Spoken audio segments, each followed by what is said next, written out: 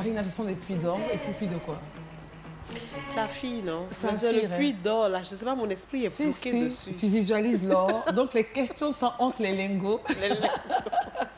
Alors, vous prenez donc ce puits-là, le jaune, et vous avez 5 questions.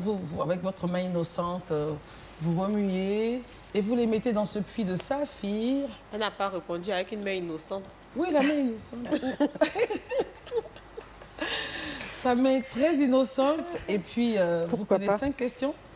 Vous les mettez dedans. Mais Covid oblige, on va juste faire des pressions sur... voilà, pour... tout à fait. Les couleurs terre, les couleurs bois, ça n'échoue jamais. Je vais récupérer. Voilà. On n'a pas de joker. Hein. On peut, non? Ça ira. Ça ira. Ouais. Pas de stress, hein, tout va bien.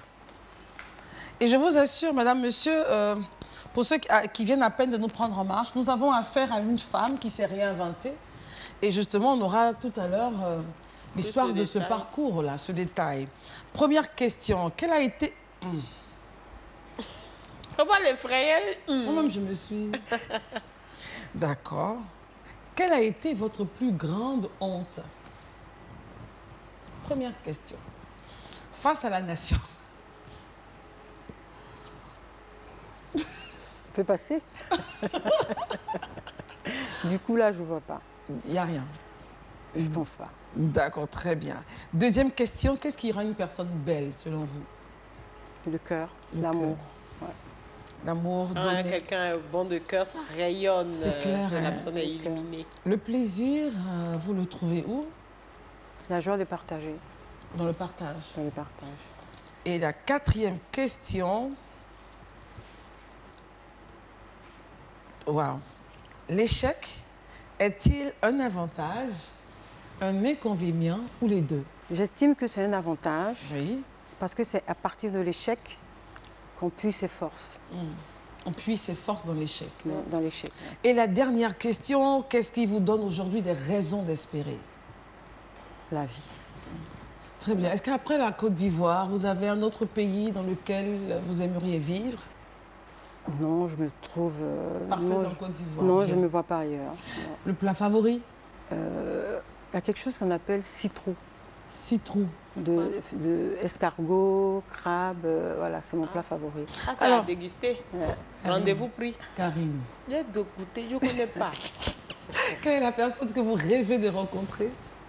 S'il n'y en a pas, on passe, hein? Moi. Comment ça va passer? Quel est votre artiste préféré? Oumou Sangaré. Oumou Sangaré. Ouais. Et vous avez raison, la couleur que vous aimez? Le bleu. Le bleu. Alors, on va parler un peu, on va pousser encore un peu plus pour mieux vous connaître. Vous êtes issu d'une famille de combien d'enfants? 9 enfants. 9. Vous êtes laquelle? 3e. La 3e. Vous n'êtes pas l'aînée, vous n'êtes pas la seconde, vous êtes la 3e. Ils sont peut-être les 3e, est-ce que c'est vrai? Non, au contraire. Vous êtes comment? On est plus maternel, hein, je pense. Hein. Parce que derrière, c'est vrai. Oui, voilà, derrière il y a une lignée, hein, donc voilà. Et on a souvent envie de se substituer à l'aîné, de prendre la place de l'aîné. Des fois, des fois. Mais on se retient. Voilà, on se retient. Pour ne pas faire de l'ombre à l'aîné.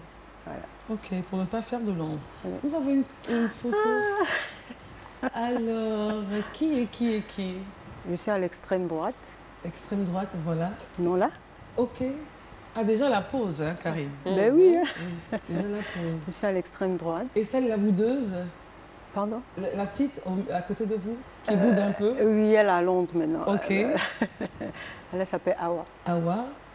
Ensuite? Il y a l'aînée, Mariam. Ok. Qui a le petit sur les jambes, là. Lui, il est aux États-Unis. Ok. Il y a Ami. Ami, ok, c'est Ami? Oui, c'est Ami. Bien. Et à côté d'Ami? Moussa. Wow. Tout le monde n'était pas encore né. Hein. Et là, vous êtes au milieu, n'est-ce pas? C'était à quelle occasion? À ma thèse. C'est magnifique. Et les parents? Ils étaient fiers. Bon.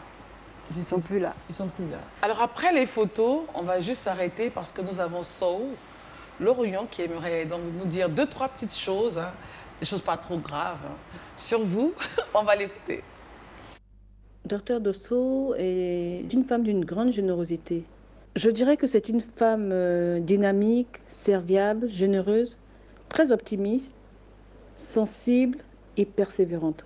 Sa plus grande qualité, je dirais qu'elle est serviable. Son plus grand défaut, je dirais, c'est quelqu'un d'impulsif.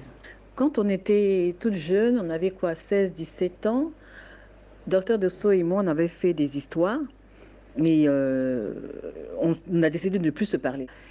Et on est resté comme ça, fâchés pendant quelques mois.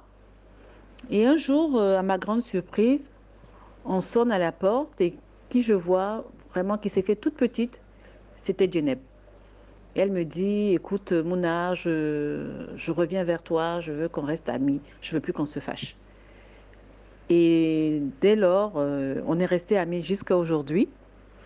C'est pour vous dire qu'elle est fidèle en amitié, elle n'est pas rancunière. Alors, qu'est-ce qui vous a poussé à repartir vers Mouna? Mais parce que c'est mon ami d'enfance. Vous avez fait 2-3 mois sans... Oui, sans se parler. Sans affairage, Ouais. facile. Non, c'est mon ami d'enfance et voilà, l'amour est au-dessus. Au-dessus, oui. Ouais, vraiment. Et puis voilà, un jour, on prend son courage. Oui, je prends mon courage et je vais vers elle. Et comment elle a Je dis, réagi? Laisse tomber, toute contente. Hein. Elle attendait ça. Elle attendait. On est très complices. Donc, Très bien.